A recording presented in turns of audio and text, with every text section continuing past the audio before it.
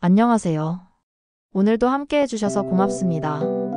오늘은 많은 분들이 궁금해하시는 주제, 바로 국가에서 제공하는 다양한 자영업자 소상공인 창업 지원 방법에 대해 차근차근 짚어보려 합니다. 창업을 준비 중인 예비 창업자, 매출이 주춤해 걱정하는 자영업자, 새로운 판로가 필요한 소상공인까지 모두 도움이 될 수 있는 내용입니다. 이 시간에는 어떤 지원이 있는지, 어디서 어떻게 신청해야 하는지, 준비 서류는 무엇인지, 그리고 지원금을 신청할 때 흔히 실수하는 점과 실제로 선정된 이후에 지켜야 할 것들까지 가능한 한 구체적으로 안내해드리겠습니다. 먼저 큰 그림부터 말씀드리겠습니다. 정부가 제공하는 지원은 크게 세 갈래로 나뉩니다. 하나는 자금 지원, 즉 융자나 보조금 같은 금전적 지원입니다. 둘째는 정책적 비금전적 지원인데 경영 컨설팅, 교육, 판로 지원, 디지털 전환 지원 등이 여기에 속합니다. 셋째는 보증과 금융 연계, 즉 신용보증기금이나 기술보증기금과 연계한 보증을 통해 은행 대출을 받기 쉽게 해주는 제도입니다. 이 세 가지가 서로 맞물려서 현장의 어려움을 해소하는 역할을 합니다.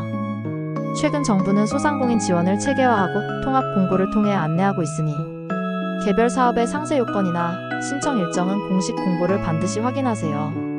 중소벤처기업부의 2025년 소상공인 지원 사업 통합 공고는 소상공인 지원을 여러 분야로 묶어 안내하고 있습니다. 그럼 자금 지원부터 하나씩 살펴보겠습니다. 자금 지원은 크게 보조금과 융자로 나뉩니다. 보조금은 선정된 사업자에게 사용 목적이 정해진 돈을 지급하는 형태입니다. 예를 들면 점포 개선비, 장비 구입비, 시제품 제작비, 마케팅 비용 등에 대해 일부를 보조해주는 사업이 많습니다. 융자는 낮은 금리로 자금을 빌려주는 정책자금으로 대부분 상환 의무가 있습니다. 정책자금은 소상공인시장진흥공단이나 중소기업진흥공단과 같은 기관의 창구를 통해 접수합니다. 정책자금은 사업 유형과 자격에 따라 대상과 한도가 달라지니 관련 공고를 꼼꼼히 살펴야 합니다. 온라인으로 신청하는 창구는 소상공인 분야의 경우 소상공인시장진흥공단의 온라인 시스템을 활용하는 경우가 많습니다. 창업 초기라면 창업 지원 사업을 먼저 살펴보세요. 창업진흥원과 K-스타트업 포털은 예비 창업자와 초기 창업 기업을 위한 각종 사업화, 자금 멘토링, 창업교육, 보육 프로그램을 안내하고 접수하는 핵심 창구입니다. 초기 창업 패키지와 같은 프로그램은 사업계획서와 창업 아이템의 실현 가능성, 팀 역량을 보고 선정하며 선정 시 사업화 자금과 전문가, 멘토링, 네트워킹 기회를 제공합니다.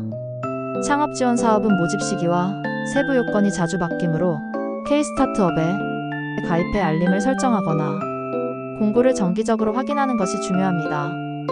지원 사업을 신청하려면 서류 준비가 무엇보다 중요합니다. 공공기관은 대체로 아래와 같은 기본 서류를 요구합니다. 신분증, 사업자 등록증 또는 예비창업자 증빙자료, 대표자 통장 사본, 최근 사업장의 임대차 계약서나 점포 관련 서류, 소득을 증빙할 수 있는 서류, 그리고 사업계획서입니다. 소득 증빙은 소득금액 증명이나 납세 증명 등으로 제출하게 되는데 이는 정부24나 홈택스에서 발급받을 수 있습니다. 지원 사업마다 요구 서류가 조금씩 다르니 공고문을 기준으로 서류를 준비하시고, 특히 보조금은 집행 이후 증빙을 엄격히 요구하는 경향이 있으니 영수증과 사용 내역을 철저히 보관하세요. 이제 조금 더 세세하게 자영업자에게 자주 해당되는 지원 분류별로 어떤 것들이 있는지 설명하겠습니다. 첫째, 경영 부담을 완화하는 직접적 지원입니다. 임대료 부담을 낮추기 위한 보조금, 고용유지 인건비 관련 지원, 에너지 비용 절감, 장비 도입 보조 등이 여기에 포함됩니다. 둘째, 판로와 마케팅 지원입니다. 온라인 유통 플랫폼 입점 지원, 지역 박람회 참가비 지원, 공동 브랜드와 사업 등이 그예입니다. 셋째, 디지털 전환과 스마트화 지원입니다. 포스 시스템 지원, 온라인 결제 배달 연계, 검색 엔진, SNS 마케팅 교육과 컨설팅에 해당합니다. 넷째, 재기와 전환을 위한 교육과 컨설팅입니다. 폐업 후 재창업을 돕는 재기 지원, 업종 전환을 위한 교육 프로그램이 있습니다. 이러한 항목들은 공고마다 명칭과 지원 조건이 다르니 자신에게 맞는 프로그램을 찾는 작업이 필요합니다. 최근 정부는 소상공인의 디지털 역량 강화와 경영 부담 완화를 주요 과제로 놓고 다양한 사업을 운영하고 있습니다. 소상공인과 자영업자를 위한 융자와 보증 제도에 대해서도 짚어볼게요. 금융기관에서 대출을 받기 어려운 경우 정책 보증을 통해 보증서를 발급받아 은행에서 대출을 더 쉽게 받을 수 있습니다. 신용보증기금이나 기술보증기금 같은 기관과 연계한 보증 제도가 대표적입니다. 또한 중소벤처기업부와 소상공인시장진흥공단이 운영하는 정책자금은 비교적 우대금리나 장기 상환 조건을 제공하는 경우가 많습니다. 정책자금의 세부 계획과 변경 사항은 연도별 공고로 안내되니 반드시 최신 공고를 확인해야 합니다. 최근의 정책자금 계획 변경 공고나 융자 계획은 공식 공고문에서 확인할 수 있습니다. 자, 이제 실제로 지원 사업에 어떻게 접근하고 신청하는지 단계별로 설명하겠습니다. 첫째, 자신의 사업 유형과 현재 상황을 정확히 파악하세요. 개인사업자냐 법인이냐, 업종은 무엇인지, 매출 규모와 고용인원은 어느 정도인지, 점포를 임대하고 있는지, 소유인지 등 핵심 정보를 정리합니다. 둘째, 지원 포털을 확인합니다. 소상공인은 소상공인24와 정책자금 온라인 시스템, 창업자는 K스타트업을 기본 참고로 삼으세요. 셋째, 공고문을 읽고 지원 자격과 제출 서류를 정리합니다. 공고문의 소소한 문구 하나가 지원 자격을 좌우할 수 있으니 면밀히 읽어야 합니다. 넷째, 사업계획서와 증빙 서류를 준비해 온라인으로 제출하거나 지역 소상공인센터에 방문해 직접 상담받습니다. 마지막으로 선정되면 계약 절차와 보조금 사용 규정을 준수하고 필요시 정상과 결과 보고를 합니다. 현장에서 가장 많이 발생하는 실수는 서류 누락, 사업계획서의 불충분한 근거, 제시, 사용 증빙의 부실 보관입니다. 이 부분을 특히 신경 쓰세요. 사업계획서를 쓸 때 팁도 드리겠습니다. 사업계획서는 아이디어의 장점, 시장 분석, 경쟁 우위, 구체적 수치와 실행 계획을 담아야 합니다. 투자나 지원금을 받으려면 숫자가 있어야 설득력이 생깁니다. 예상 손익, 비용 산정 근거, 마케팅 계획, 실행 일정, 필요 인력과 역할 분담까지 가능한 한 상세히 적으세요. 또한 지원 목적에 맞게 계획서를 맞춤형으로 수정하는 것이 합격률을 높이는 지름길입니다. 예컨대 디지털 전환 관련 지원이라면 디지털 전환으로 어떻게 매출을 올리고 비용을 절감할 것인지 명확한 지표를 제시해야 합니다. 선정된 이후에는 재무관리와 증빙 보관이 핵심입니다. 보조금은 정해진 용도로만 사용해야 하며 이를 위반하면 반환 요구나 향후 지원 배제 등의 불이익이 뒤따릅니다. 지출 내역은 날짜별로 영수증을 정리하고 전표와 입금 내역을 함께 보관하세요. 또한 사업 성과에 대한 보고서를 요구하는 경우가 많으니 사업 시작 전부터 목표와 성과 지표를 설정해 두는 것이 좋습니다. 지역별 업종별로 특화된 지원도 눈여겨볼 필요가 있습니다. 어떤 지자체는 관광지 상권 활성화를 위한 특별 지원을 운영하고 어떤 기관은 제조업 소공인 대상 설비 지원을 집중적으로 합니다.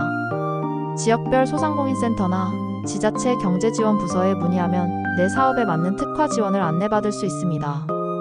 또한 대형 공모사업의 경우 연계기관을 통해 현장 컨설팅을 제공하므로 혼자 신청하기 어려우면 지역센터의 도움을 받는 편이 합격률을 높입니다.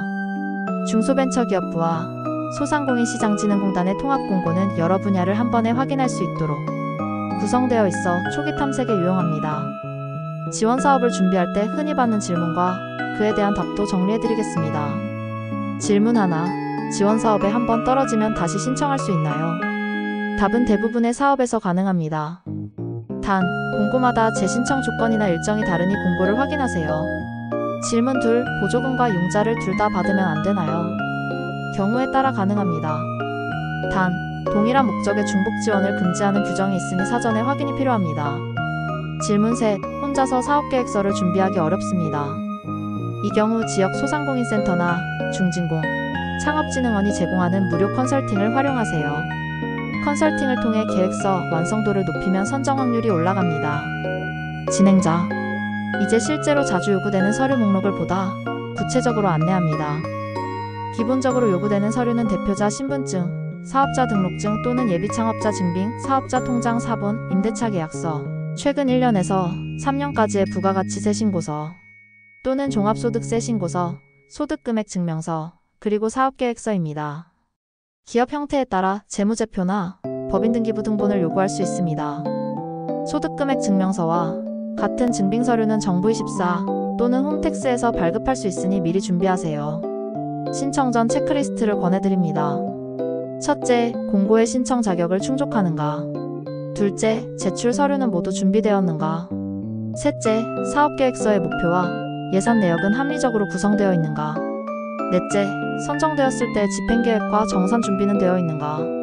다섯째, 지원금의 사용 목적과 범위를 위반하지 않을 자신이 있는가? 이 5가지는 거의 모든 지원 사업에 공통으로 적용되니 반드시 점검하세요. 현장에서 실제로 도움을 받을 수 있는 곳들도 소개합니다. 소상공인시장진흥공단의 지역본부와 센터는 온라인 상담과 현장 상담을 병행합니다. K-스타트업 포털은 창업 관련 공고와 접수 창구를 제공하며 창업진흥원은 창업교육과 보육 프로그램을 운영합니다. 중소벤처기업부의 지역 담당관실이나 지자체의 경제과도, 지자체 특화 지원을 안내합니다. 공식 포털을 먼저 확인하고 필요시 해당 기관의 고객센터로 문의하면 가장 확실합니다. 특히 일정과 서류 양식은 공고문에 근거하므로 공고문을 기준으로 준비해야 합니다. 마지막으로 몇 가지 현실적인 팁을 드리면서 마무리하겠습니다. 첫째, 지원 사업은 마감이 빨리 이루어지는 경우가 많습니다. 지원을 염두에 둔 사업은 공고가 뜨면 가능한 한 빨리 서류를 준비해 제출하세요. 둘째, 사업계획서는 정성보다 정량을 담으세요. 숫자가 설득력을 높입니다. 셋째, 지역센터의 무료 컨설팅을 적극 활용하세요. 혼자 작성하다 보면 빠지는 부분이 많습니다. 넷째, 선정 이후의 회계관리와 증빙 보관을 철저히 하세요. 다섯째, 여러 기관의 지원을 병행할 때 중복 지원 규정에 유의하세요. 오늘은 정부의 자영업자 소상공인 창업 지원 사업의 큰 그림과 구체적인 신청 방법, 준비 서류, 유의사항까지 정리해드렸습니다. 핵심은 정보를 정확히 확인하고 서류를 철저히 준비하고 선정 이후의 집행과 증빙을 성실히 관리하는 것입니다. 도움이 필요하시면 공공포털과 지역센터를 우선적으로 활용하세요. 오늘 방송은 여기까지입니다. 들어주셔서 고맙습니다. 영상이 도움되셨다면 구독과 좋아요로 응원해주세요.